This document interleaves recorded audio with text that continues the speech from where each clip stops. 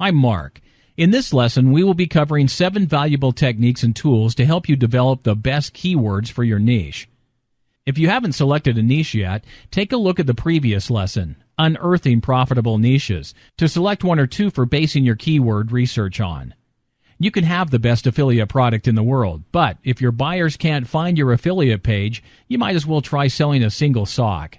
That's where keywords come in, to help direct people who might want your product to an affiliate site and offer. The first stop is uncovering how to use the best supercomputer ever known, the human brain, in this case, yours, to come up with ideas. We'll then give you helpful sources for inspiration to expand on these initial ideas. Keyword research can be a fairly time-consuming process, so we'll give a little tip for categorizing useful sources. Buyer intent is an important part of the selection process to ensure you're finding the most profit potential keywords, so we give you some insight on that as well. We then cover how to generate long-tail keywords, which are essential for targeting the most relevant search terms for your niche or product. Now, life is always a little easier when there's less competition. Keywords are no different, so we'll help you save time by trimming the words with the most competition from your list. And finally, we'll cover how to pull all your research into a complete keyword list for optimal effectiveness when you make your website and content. Now, one of the most frequently overlooked methods for keyword research is manual brainstorming. You've got a great brain, now put it to use. You can use a piece of paper and a pen, but my preferred method of brainstorming is MindMeister, which you can find at www.mindmeister.com. Now let's say we have footwear as a niche. This is how we would start our keyword building process. On the front page, you can click on the green Try a Live Demo button to try it first or get started to sign up so you can save your brainstorms. Now, once you're in, what do you do first? You need to begin with your niche and sub-niches as a basic starting point. After all, when talking about the topic of what you have for dinner, it pays to start with what you're thinking of having. An obvious starting line is a good thing. Now, in the case of footwear, I place the word itself in the center. You can branch out from this simply by pressing Enter. Then you enter sub-niches easily by pressing Enter. Now, in this case, we're looking at phrases such as sports shoes or women's shoes. It's important to evaluate your ideas as you go, eliminating irrelevant options and using relevant ones in combinations wherever possible. Now, for the sake of this example, we're going to explore one sub-niche in particular to give us the chance to really dig deep. Let's face it, women are generally more shoe crazy than men, so we'll look at women's shoes to give us lots of options. The first thing to ask is, which sub-niches are relevant to my focus here? With women's shoes in this case, chances are men's shoes won't be applicable anywhere, whereas summer shoes might still be. Then, what types of product or service are available in your focus sub-niche? In this case, for example, I might put high-heeled shoes or casual flat shoes next to women's shoes. Simply select the women's shoes bubble and click Shift and Tab together to enter the branches. Finally, use the name of your sub-niche to create keyword branches on related sub-niches.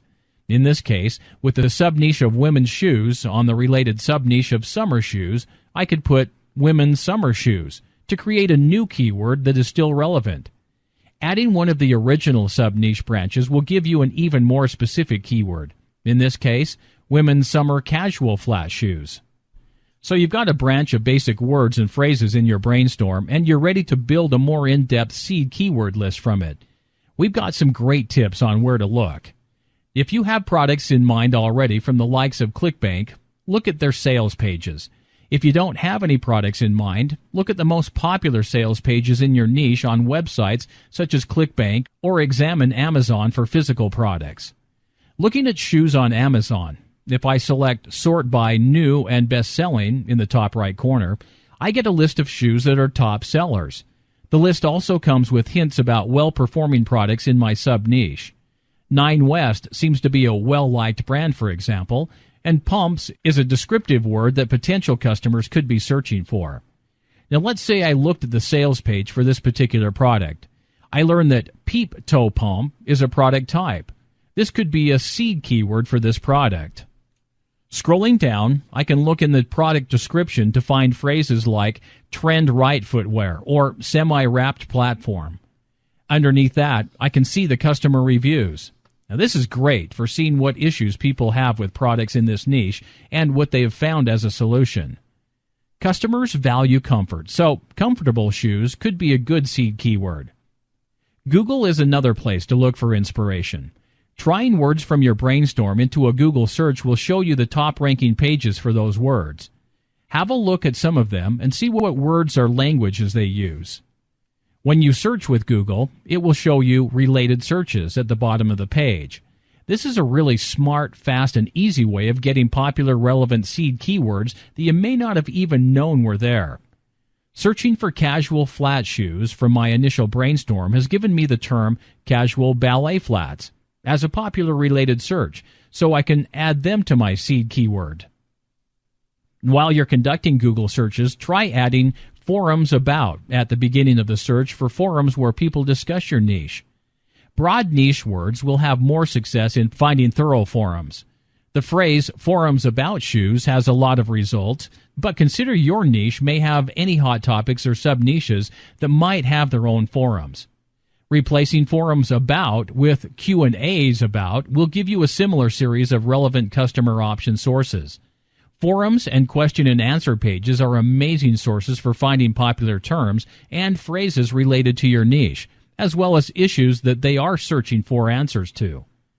Creating the best seed keyword list based on the variety of information you find from these sources is going to give you a real boost in the latter stages of this lesson.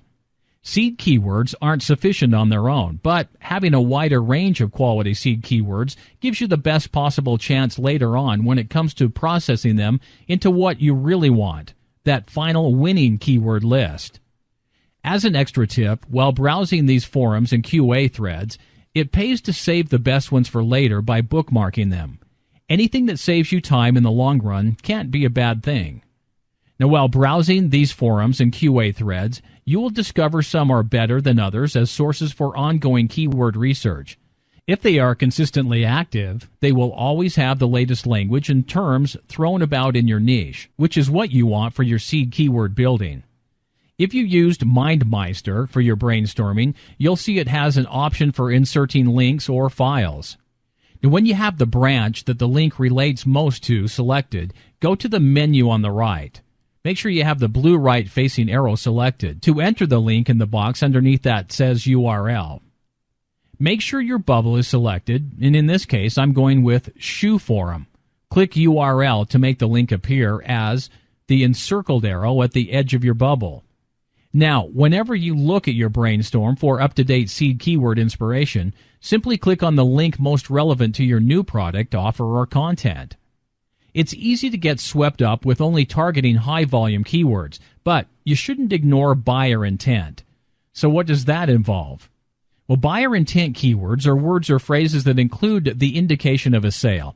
In other words, adding words or phrases like buy or lowest prices on to the beginning of a keyword usually means that people are browsing with that keyword to buy.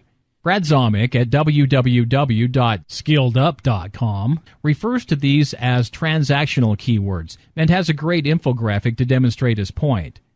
You need to avoid using only keywords which get conversational or social attention and instead discover what will get more hits on the sales end of the scale. Now, for example, someone searches for shoes could just be looking for general information or could be bored and browsing. Someone who searches for best price on Peep Toe 9 West pumps is practically gripping their wallet in anticipation of buying what they're looking for. Keywords with buyer intent often have lower competition because they have a lower search volume than general words. But in theory, they have a much higher conversion rate when they're searched for, and that makes them a very valuable resource to explore. Now that you have buyer intent on the brain, look through your keyword list and add in any missing transactional keywords. Like with buyer intent, the more specific your keywords are, the more likely you are to get people who actually want your product. Now, this is where Longtail Keywords come in. You can use tools like Ubersuggest or Affilo tools to develop a list of highly targeted long-tail keywords.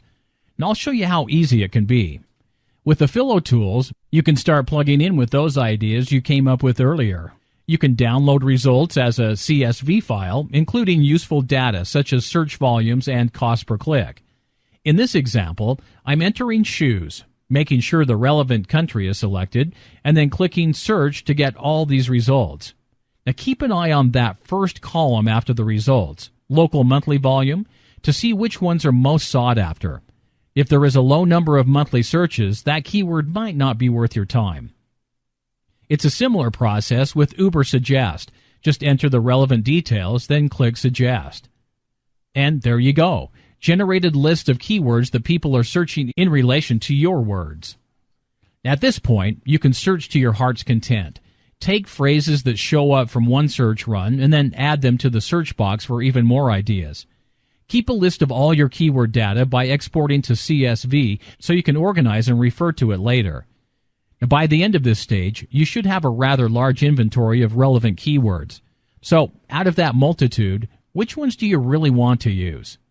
Well, this is where the filtering process comes in. We've expanded our list further and further to get the best scope possible, and now it's time to refine for true quality. With Traffic Travis, it's easy to determine the search competition for any given keyword. When Traffic Travis is loaded, make sure you have the SEO tab selected, and then choose the competition option within that.